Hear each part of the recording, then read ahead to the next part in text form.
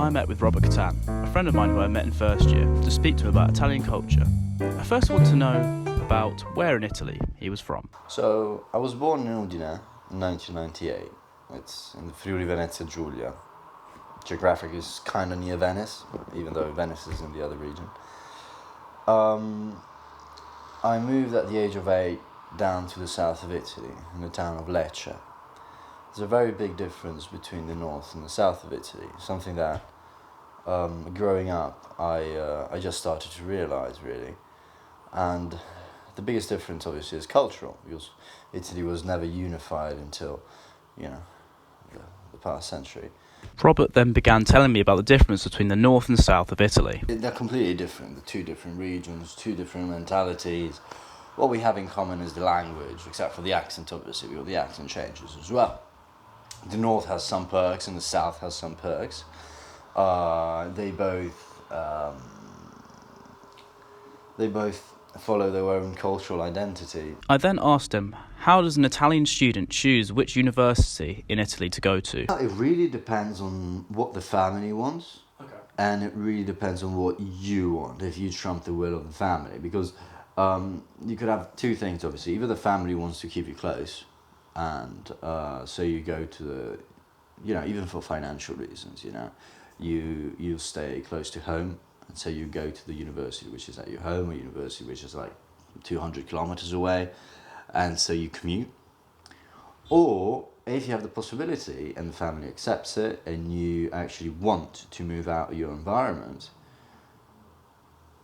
which is what's happening right now in the south. You have this complete sort of exodus of people from the south of Italy wanting to go to Milan, or wanting to go to Bologna, wanting to change radically from the north to the south, from the south to the north.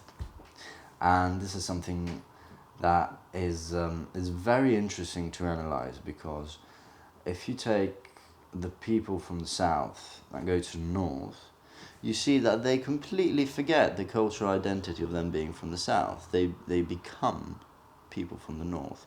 As I have noticed here, that people from the south, people in general from Italy, they move from Italy, they come to the UK, and they completely want to eliminate their old cultural identity. It's a shocker every time, and it's funny, and it's really funny. Every time you see a new Italian student coming to the university, and you just see that same face of utter shock when they see a man with the do-rag and wearing Nike flip-flops and white socks and joggers, and they just go to class and lecture like that, and they're just not used to it, because that's the way either you go to a swimming pool, or that's the way you go to the gym. That's not a place where you go to university. And this freedom of choice and how to dress, I believe, is something that intoxicates Italian students, because they find themselves from such a restricted environment of, I can do this, I'd like to do that, but I can't, because if not I will be judged. I can't do that because if not people will start thinking that about me. Not here. They find themselves in a world where they can do whatever they please, within boundaries obviously, but whatever they please and whatever they feel they want to do. I thought I'd then follow this up by asking him what was the biggest difference between an Italian university and the University of Essex. The difference I've noticed is campus life. So, especially in the south of Italy, you do not live on campus. Only international students live in student accommodations, and those are about scattered around town, There is no centralised campus where you actually live in it. Not like here. With Robert's Italian Society not only welcoming Italians, but those who want to know about the Italian culture, I asked what they were doing to tackle the Italian stereotypes. We try to eradicate the cliches, the preconcepts of our culture that are inbred in British culture, are inbred in the international culture, because everyone knows pizza, mafia, violin cases with Tommy guns inside, mandolins and opera singing when you're at lunch somewhere. That doesn't exist. That does not exist in Italy. I followed up by asking him about what people misconceive about Italian culture. They exaggerate the meaning of this. They exaggerate. Does that actually mean anything? Yeah. What does it actually mean? What? What? Like what? Oh, it's Like what do you want? Like what? Like okay. it has very meaning. It depends on the context, really. Yeah. Because we're a culture that has been that had a lot of different languages inside. Yeah. You know, in it. You know, in the north there was a predominance of French. In the south there was a predominance of the Spanish. Every region had its own cultural identity. And so not everyone understood each other back in the day before Italy was unified, you know. And so they used signs to communicate. You know, this is like, what are you doing? What do you want? But, so, you know, you're Italian, someone comes up to you and just starts using this for everything, you know. It's funny for us to see. But at the end of the day, it gets a bit tiring, really, because they identify Italian as that. They identify Italian as, oh, mafioso.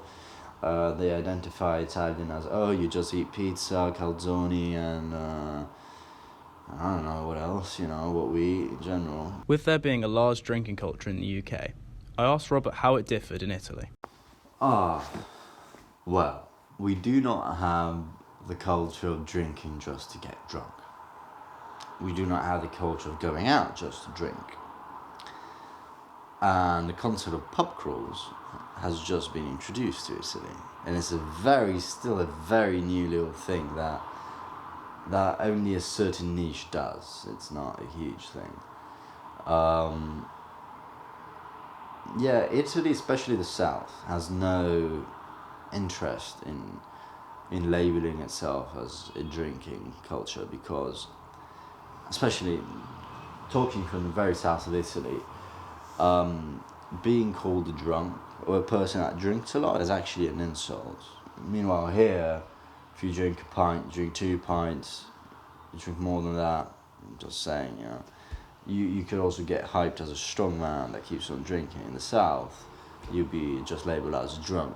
Robert then began telling me about his flatmate from first year and the similarities between Italian and Lithuanian culture. Back in Roman times,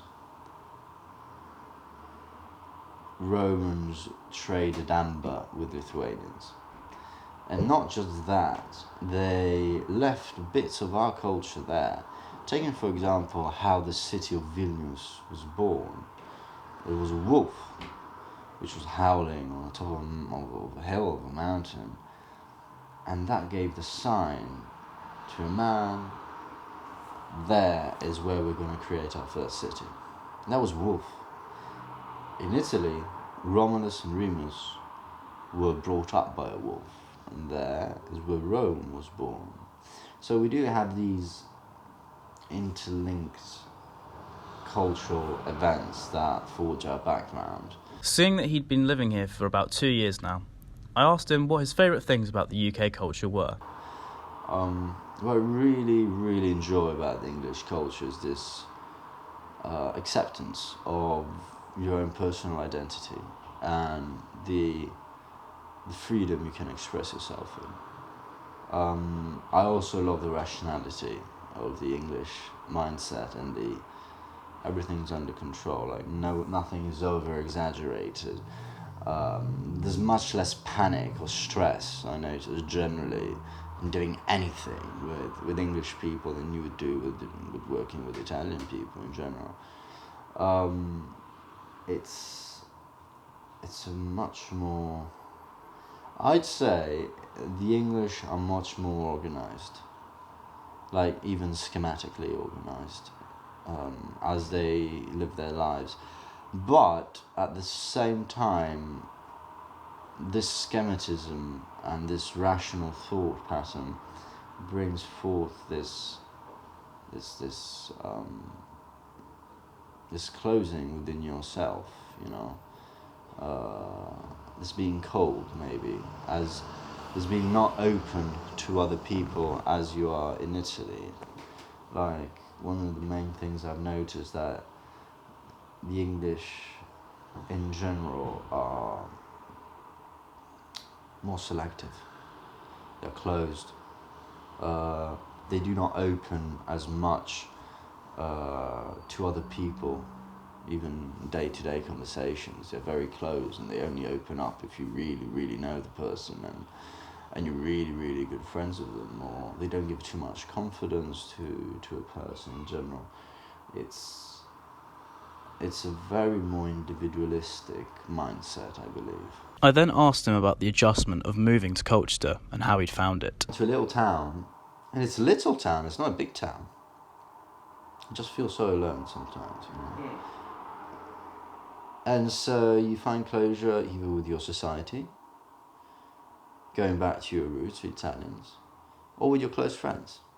So would you say, like, actually a big part of as to why you maybe set up Italian society was because, in a way, you did feel quite alone and isolated in a way, so it was kind of a way for you to sort of like,